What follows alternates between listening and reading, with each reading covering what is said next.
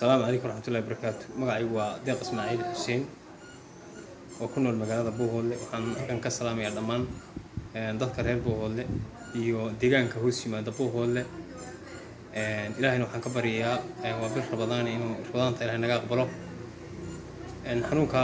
أفدا لقى عبنا إلهي وقت القاضي وإلهي وسوق جالسين يدي وهين إلهي كعافية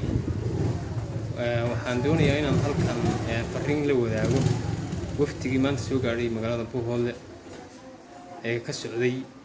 دولة الفدرال كالصوماليا horta arintaasi aniga waxa arin la yaab leh igu noqotay markii xubno sare oo mas'uuliyad sheeganaya xubin sarena ka ah dowladda federaalka ee Soomaaliya oo deegaankan laga doortay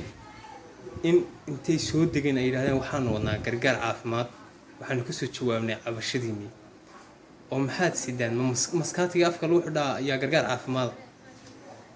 anigu horta nasiib daray reer Bohole iyo dadka deegaankan joogaba ay ku tahay in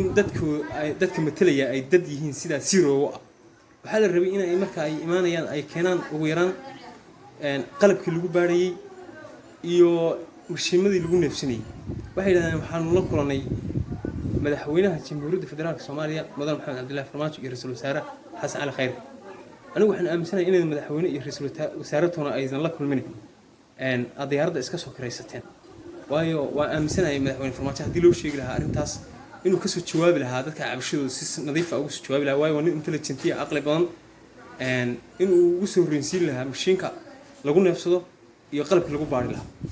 war waa ognay korona horta dawladda wali laga helin laakiin dadka hadii intii lala taliyo qofkan laga baaro war xanuunkaas ku hayay bal is ilaaliyo isbambaaniyo talooyinkan qaado horta taladkeeda dawo kama dhaco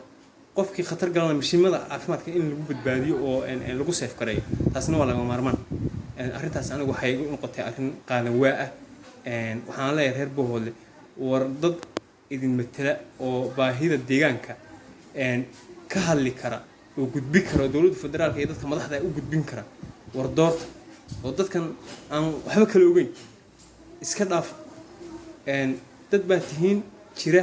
isku sawir idinku uma qalantaan anagu Bohole joognaa ilaahay mahadi waan noolahay waxa weeye wax kastana waan la soconaa marka waxa weeye sida dad indhala ma nihin anagu oo waan cabashadiina waan ka soo jawaabay war dadka waxa la rabaa in haddaad matalaysaan aad wax macaan la timaadaan aad baan islaamaya waxaan aad bogaadinayaa dhalinyarada caafimaadka ee hawshan suuq qaantay sida wanaagsan u shaqeynaysa aad baan islaamaya dhamaan assalaamu calaykum warahmatullahi wabarakatuh